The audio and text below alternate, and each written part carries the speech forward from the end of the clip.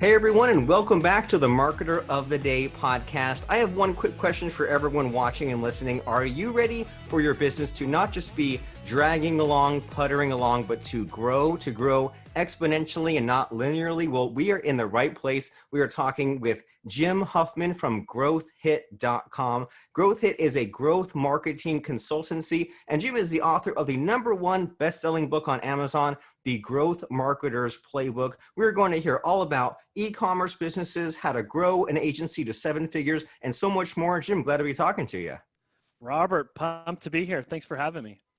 I am pumped to have you here. So yeah, what are we talking about, and what the heck makes you unique? What makes you stand out here? Oh man, that's a tough question. I don't know. I think everyone has there's this the guy who came up with the Dilbert cartoon talks about don't try and be great at one thing, but be fairly decent at 3 things and put them together to find your niche. So it's like with anybody in the role, what are those things you're putting together? So I think with me, it's like I actually started my career in finance. So I actually, if I have a task that involves a spreadsheet, I'm game. Let's do it. And then I went into like the world of editorial and started writing. But I think like with any marketer, like trying to understand copywriting is more about understanding persuasion and influence.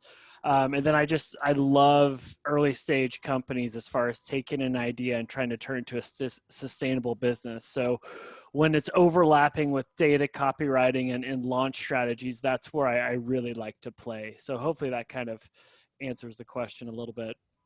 It does, and I think that those 3 kind of foundational skills you mentioned, I think those are so underrated and important. You said there's kind of the finance, data, spreadsheet, process side of things. There's the writing side of things, which, I mean, as you know, is important, not just for like, content marketing and things like that, but, like delegating instructions to employees, right? Having your standard operating procedures, and then that oh so fun kind of persuasion, copywriting, how to be a modern day Don Draper and have a attention getting headline or a fun video. And then also the kind of the magic aspect of it, where you take an idea and then turn it into, goals and actions and things like that. And so when we're talking here about like growth marketing and growth companies, I know that you have a lot of really fun, like success stories, case studies. So when we talk about you and your like growing businesses, what kind of businesses are we talking about? What businesses have you grown to just crazy amounts? Yeah, I think definitely like in the direct to consumer space is probably where we have most of our experience, specifically like e-commerce and Shopify. But I love companies that aren't going to the masses, but they have a very specific persona or a niche they're trying to own. And they're trying to be the market leader of one in that. Because anytime you can like really know that persona so well, where your landing page copy, your ad copy speaks directly to them, that's magic, that's gold. And so for us, anytime we see those niches or those opportunities, we get super excited because we know we're into something really cool. Like one is a brand, Universal Standard. That was actually like I was with them for quite a while, and they tailored their product towards the woman that's size 10 or above. And so it was an amazing opportunity because it's like 70% of women in the US are that size. However, when you walk down Fifth Ave in New York, there isn't one store that's catered to them. So they're a persona that it's high demand. They want great products, but they're so underserved. And so whenever we're able to work with them, it was just like super exciting because it was a niche that like nobody was going after the right way. Now it's become a little bit more mainstream. And so there's actually another brand that just launched, Bala, which makes shoes for nurses. And like they've exploded onto the scene in the past week just because, again, they know their persona so well. They're owning a niche and just kind of running with it. And I mean, there are so many, like I always find these, I don't know if you call them obscure websites, but like you said, like obscure like apps or websites where it serves a need and you're like, why hasn't that need been served before? And also, like you said, it's like very niche and it's very just like saying just the right things to just the right people that are appearing on that website. So like, how do you know if something is like it? Because like there's all kinds of new, companies coming and going. Like, is it just a matter of always staying on top of the trends, or always like being genuinely curious? Like how do you know if something is like, okay, shoes for nurses, like that's, I can't believe that no one's serviced that before. That's going to blow up. How do you know if something's huge or not? Or is it just a guessing game? Yeah, great question. We kind of have two types of clients we work with. We call one the validate client, one the growth client. Growth is like you've got product market fit, you're doing really well, like you're getting over 50,000 visits per month. You're ready to test, grow, repeatable, scalable. The validate, that's where it's super interesting because you have a really cool idea. You maybe have a little bit of traction, but how do you know you're onto something that could have that traction, that product market fit? And again, it's a little bit warm and fuzzy because you can evaluate that from a qualitative standpoint where you're literally doing hand-to-hand combat, getting the product in people's hands and getting their feedback. And hopefully it's not your mom, your brother, your sister that's telling you what you want to hear, but it's people that are actually being honest. And so one part is you're actually like, hey, the numbers aren't huge, but the 100 people that have the product, the 50 people that have it, they love it. And they're literally writing and telling us about it. The other way to do that from a quantitative standpoint is like Sean Ellis has a 40% rule where if you actually message your email list or your customers, you're like, hey, if this went away, how would you feel? And if 40% say, I would be very disappointed if this product disappeared, you're on to something. The other thing is if you have a product that has high repeat purchase, do you have healthy repeat purchase numbers? If you're actually asking them to refer a friend or to leave a review, do you have healthy metrics around that? And same with like, how far do you have to go to acquire them? Are you having to do discounts, BOGOs, buy one, get one free, give away free product, or do you just put it out there and you're starting to get traction without having to do all those backflips? So it's a lot of things. We have a checklist we go through to be like, okay, have you validated this? Because the thing that I hate seeing is people launch a product, they launch an idea, and they start investing in growth tactics, paid acquisition and whatnot. It's like, let's take a step back. Like we haven't proven traction. We haven't proven product market fit. Let's make sure you know your persona that loves this. Then we can put gasoline on the fire and start investing in some growth channels.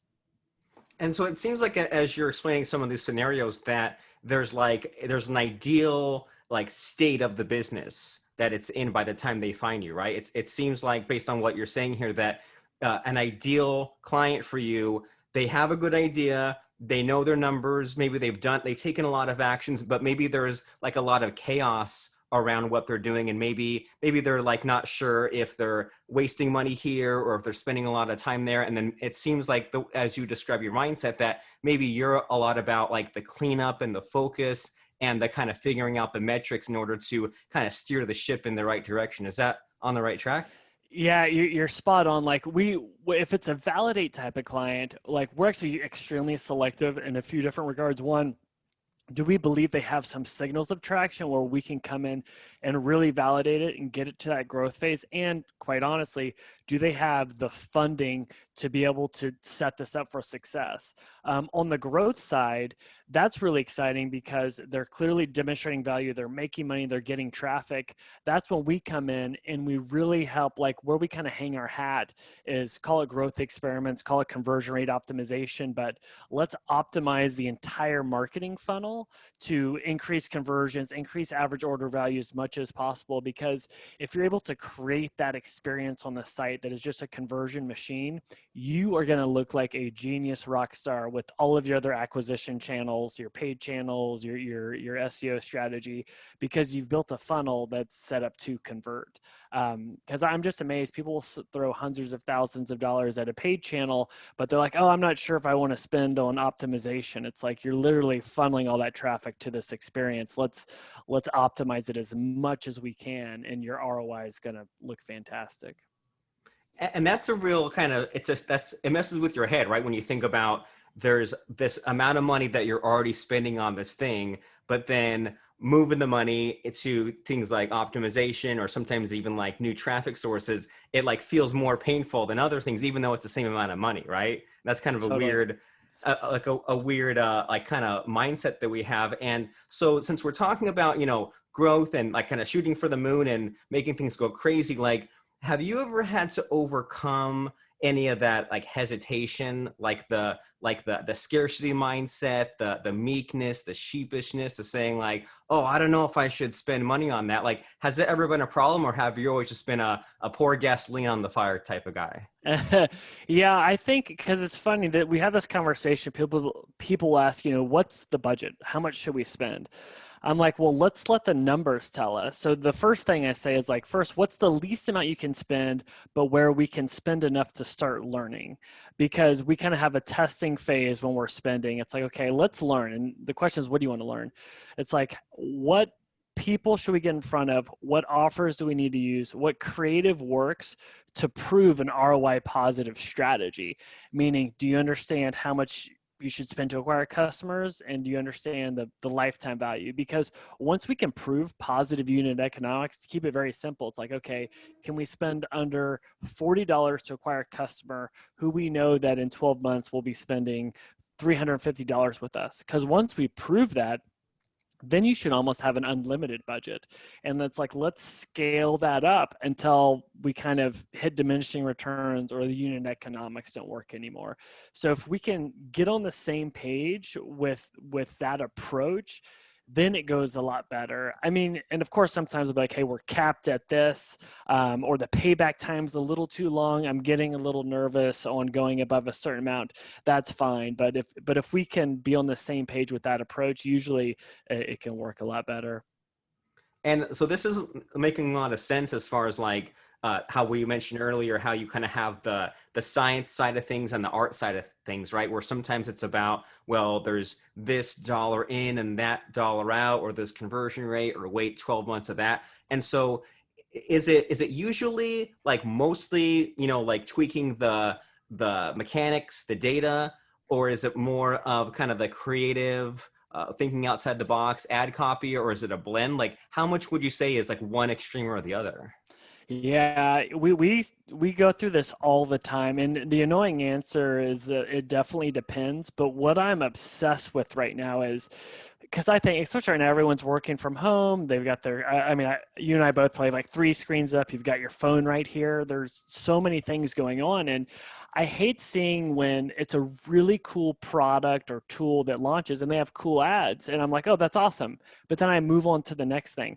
They didn't give me a reason to convert right now. They didn't give me an offer. They didn't give me incentive. They didn't create scarcity, excitement.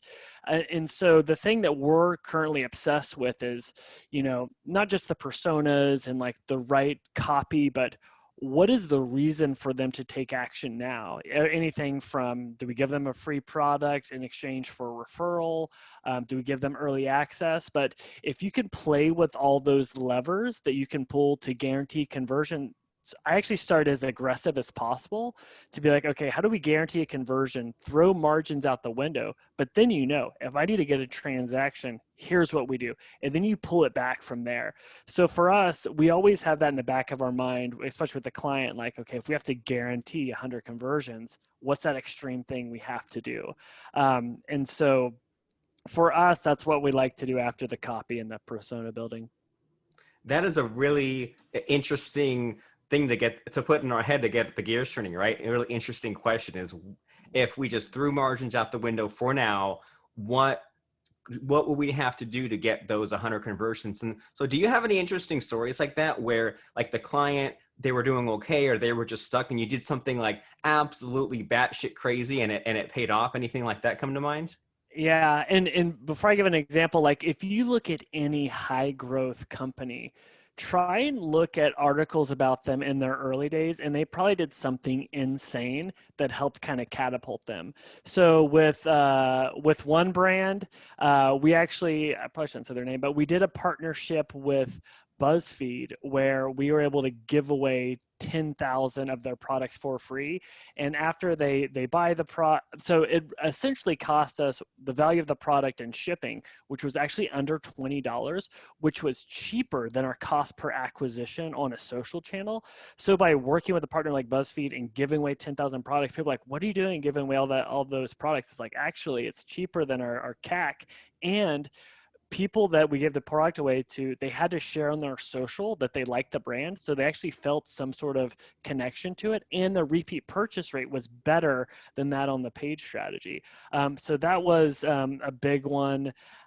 We have done one with, it was a SaaS tool where we essentially made their engineers and CEOs do 30-minute free audits, and we booked up their calendar quite quickly, but it was a great way to get 100 people in the door and excited about the product. So yeah, we'll actually embrace giving up on margins or doing things that don't scale in the early days just to get some momentum going.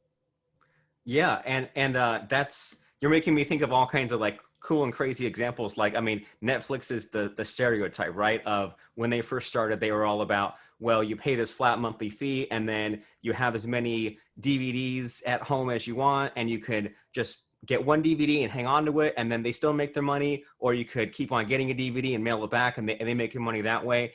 And like, there's so many just like ideas that are out there just waiting to be plucked up. And in like more like, you know, practical, smaller terms, what you're reminding me of is I have a lot of different friends that have like software apps or like SaaS products, and they'll put an early version on what some of these like discount deal of the day sites, right? Like an Oh, AppSumo. nice. Yeah. And then, you know, have like a monthly service, but say, well, lifetime access to AppSumo people, and then get, you know, a few hundred, a few thousand users just to beta test the product, prove it works, like get all the everything ironed out. Even though from the outside looking in, you're thinking like, well, is that a dumb decision? Is that sustainable? But your advice here is, who cares about that at first? We're just looking to like validate the idea, and then we can scale and figure out other things later. But it seems like a lot of your thinking here is like, get an easy win, right?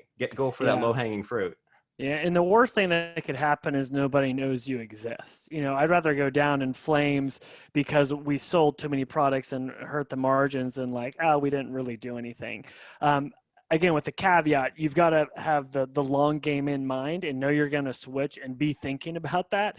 But yeah, your point on AppSumo is actually huge. I've known a couple like online education platforms and tools that looked at that as a email acquisition approach and didn't care about giving away their product for free, and it definitely worked. But it's also the way I would think about it too is, whatever you're giving away for free or you're getting in front of them, make sure it's tied to the core magic moment, the core value of your product. That way they're not like, oh, I just got this free thing, but they really understand the essence of it. So if you're giving away a free product in e-commerce, make sure it's a flagship product that feels amazing, that makes them look great, because they're like, okay, I got this for free, but dang, this is an awesome product or brand. I want to buy something from them. Same on the SaaS side. If you're giving away a free experience, a free toned down version, make sure it gets to the essence of that main, you know, value you're trying to deliver, just so it'll circle back to your goal of having a sustainable business. Yeah, and along those lines, you reminded me of all these different things. Like what came into my head as you were explaining that was, I recently came across, there's that's company Flywheel that like hosts WordPress sites, and they have some free product where you like download and you install like a local WordPress installation like on your computer, and it's like you click it, it makes a website. And in the past, that kind of thing, it existed, but you had to install all kinds of nerdy packages. And I was like, whoa, that's crazy that, number one, there's this thing that's, it's limited, but it's free. And there was already a solution, but they kind of made like a way, just like simpler solution. And every time, I think it's called like local by Flywheel, and every time I fire up the local thing just to do like, you know, testing programming, I'm like, oh yeah, that's that brand. As opposed to like you're saying, there's that mistake of just giving away a free thing, and then people like forget where it came from or forget what it's related to. And so yeah, that's kind of, and so how do we, I mean, do you have an example of like when that missed the mark, just so that we kind of know like, how do we miss the mark, or how do we make that all tie together? Because it seems like Yeah. that's an easy thing to like just go and start running with, and then like it doesn't pay off, and then because they didn't follow your advice, I don't know what it's related to. Yeah, on the B2C front, it's missed the mark a couple times when one, it gets picked up on a deal site and you're not getting in front of the right personas, then you got to kill it right away. It also missed the marks that if you do it the wrong way, like I like doing free products over discounts, because if you do discounts, you're training the customer, the consumer to look out for them, especially if you do it too frequently. And it's really hard to come back for that once you train a consumer to look for those. On the B2B front, we've even done it with our agency where like we were doing like certain site graders that weren't necessarily aligned with some of the offerings that we had. And it was great for getting emails, but the quality was not great. So it's so important to be very honest on like, okay, does this thing that I'm doing align with the core value? And two, are we actually getting in front of the right people, meaning they turn into customers, they turn into clients, or whatever that is. And so it seems like with a lot of your answers here, a lot of the things that you're mentioning, it seems like there's like a lot of like thinking involved, right? A lot of like philosophy and sort of like, especially like marketing kind of stuff. And I flipped through the first few pages of your book earlier, and you start off by saying like, if your company's missing this, like read this book, and if you need to get to that level, then read that book. And so like how much of your time, or how important is it to like always be like hungry for knowledge and always be reading, and out of all the possible things that we could read to get up to speed on all this kind of jargon we're talking about, is there like a number one book to start with, or a number one book that like we all need to be reading yesterday? Yeah, that's a great question. Yeah, it's, especially in the digital landscape, it just changes so fast. There's so much going on, but that could also be your advantage because it moves so fast. If you have your finger on the pulse for the next 3 months, you're going to be the one that knows the trend, especially with emerging channels and tactics. Jump on those because all of a sudden, you could find yourself in 3 to 6 months being the expert. That is an advantage for young people getting into the game. It's something that I tried to do, was like, okay, what's new? Where's their traction? Let me go all in. Like Facebook ads, Instagram stories, got it. Like this thing of growth hacking, growth marketing. Okay, let me jump on that. So, and I try and build that into my process. Like I have like emails I subscribe to, blog feeds, and then just like go-to sources. But to answer your question for like a go-to book, I mean, Sean Ellis's and Morgan Brown's book, Hacking Growth, I think is fantastic for understanding the full funnel approach. I will say though, just like like at the end of the day, it's all about, messaging, copywriting, persuasion, and influence. So like, a book like Influence is fantastic, and Ogilvy on advertising, there's some great nuggets that are just timeless in there. But one of my favorite resources, not a book, is honestly just Brian Belfour's blog. He's the former head of growth at HubSpot, who now has Reforge, which is a kind of growth marketing training program for professionals. His stuff is quite strong. Okay. And yeah, and like some of these things that you mentioned, like Influence by Cialdini, it's like some of these books, it's just like there's a core idea and you Yeah. understand the idea, and that's all you need to know. And then you read the book and it's kind of just like all these examples or implementations or like reinforcements. So it's like when I was younger, I used to think, oh man, I thought I was finished with school, I have to get to more reading. But it's like some of this like businessy reading, it's like full of like stories, and they're interesting, and it's like it can actually be entertaining. It's like it took me a while to get over that. Okay, if I'm reading a book, it's not like being back in school, there's no test, like it's okay if I get bored with it. And a lot of these, it's not like every page will be just all these things to remember. Like a lot of the times it's just that one idea, and then some other things that are based around that idea. And that's great. And it just seems like there's, like you said, like have your finger on the pulse. And it seems like it's kind of an important skill these days to just kind of like take all the information in and then like filter it out, right? Because there, like if you try to follow like a low information diet these days, I think that's next to impossible, right? With all the things that we have to keep up on. So it's like if you can't distill down those handful of things that are important, then maybe they figure out a way to do that. And so yeah, so you said that Hacking Growth is that number one book out there as far as like to to stay on top of things. But of course, your book. I mean, we should rush to read your book before any of those other weirdos out there. And so, as we're kind of beginning to wind down, and we're about to like plug some stuff and tell people where they can go after watching or listening to our interview, is there a number one mistake you've seen out there as far as like in your past or with all these clients? Is there just something you keep saying over and over again that people just keep making the same mistake that we can all just avoid or learn from?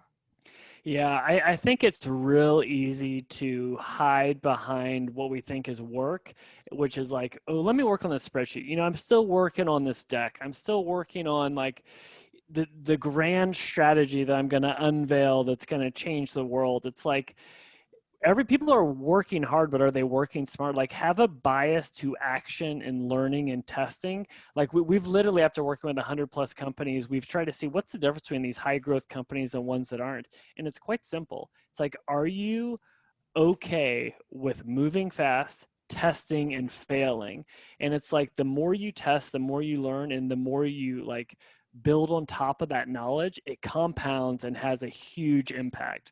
And so I think it's like, have a bias towards actual action, putting things out there, rather than thinking you're working, but you're just kind of behind the scenes and there's nothing to show for it. I agree completely. It's easy to play mind tricks on yourself, and it's like if you have that momentum going in the first place, then it's easy to keep going. But it works both ways, right? If you're used to making those grandiose plans and weeks, months pass no action, it's easier to stay on that track. But if you're doing what you're suggesting there of moving fast, testing, failing, adjusting, then it's easier to just keep that ball rolling and keep on in that direction. And for some of us, it might be a wake-up call, right? Especially as you said, there's a lot of shakeups these days with working from home and some businesses going away, new businesses coming up. So maybe this is the perfect time for us to focus on growth hacking. And especially if people out there have been saying, well, all these other companies are successful or are doing these wild, crazy things. Why not me? Maybe it's because you've been reading the wrong information, not focusing on growth hacking specifically, and looking in the wrong places. So we want everyone to be looking at the right places where they want to be looking. And so as far as the people that need this, is it every type of business? Is it one type of business? Like who's the kind of person that should be checking out you, your book, your websites? How do we know if we're the right fit here? Yeah, that's a good question. Yeah, I think anyone that, has an organization where they want to embrace like breaking through the norm and doing something different, and like this idea of testing and learning and iteration, and you believe you can have a big impact on digital channels, go for it. I mean, definitely any like consumer facing companies or B2B companies that can scale up through lead generation or through like SaaS acquisition strategies. I mean, some of the like the more sales heavy businesses might not benefit as much, but I don't know. Maybe I'm biased, but I think it's pretty applicable to anybody.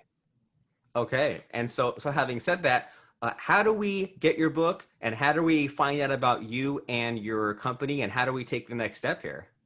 Cool. Yeah. So my book's The Growth Marketer's Playbook. It's growthmarketersplaybook.com. It's also on Amazon. So that's a resource. I've done quite a bit of like teaching and lecturing, and I had like 500 slides of stuff after like just teaching people. And I really started to see what people helped people and what didn't. I kind of put that in a book. So that's there. Our website is growthhit.com as a growth marketing consultancy. My email is just jim@growthhit.com. And then I'm on Twitter. I kind of tweet about this stuff and the occasional baby photo. So yeah, and that's Jim W. Huffman on Twitter. Fantastic. And I have a new baby too. And as you know, baby photos, instant likes, right? Guaranteed Absolutely. 10 to 50 at least. I mean, why wouldn't you keep on going with that conversion rate Right. Low optimization? hanging fruit. Yeah, absolutely. And you wonder if there's some amount of like jab, right hook in there. If you please the Twitter's algorithm, plus you Yes. get those people watching you, those hyper responsive people trained to view you and like you, then maybe you can sneak some marketing in there. Who knows, right? Yeah, no, I totally agree. Baby photo, babies and puppies, they work every time. Yeah. Yeah, give the people what they want. And we said that. So to reiterate those websites, that is the growthmarketersplaybook.com to get that on Amazon. And I mean, in this day and age, there's always time to be reading, right? Either listen to it in audiobook form or find just a few minutes every day and just knock out 10 or 20 pages while you're relaxing. It's better for your brain than watching TV, the growthmarketersplaybook.com. And then that company, that agency is growthhit.com. And if you want to contact Jim personally and say, you did a great job on that podcast interview, or I have some more questions, or do you think that your business is a right fit to consult with me and my e-commerce brand or my startup, then jim@growthhit.com is the email address, and growthhit.com is the place to check out Jim and his company and find out what he's up to. As we finally wrap up, wind down, any final parting words of advice here, Jim? No, just have a bias towards action. Do stuff. Don't be afraid to fail and mess up. But no, Robert, thanks for having me on, man. This is fun. Glad to have you. Have a bias towards action. That should be a bumper sticker or a poster on the wall or something. Right? Yeah, there we go. Let's own that. All right, and put it on e-commerce and scale it to the moon. There we go. Boom.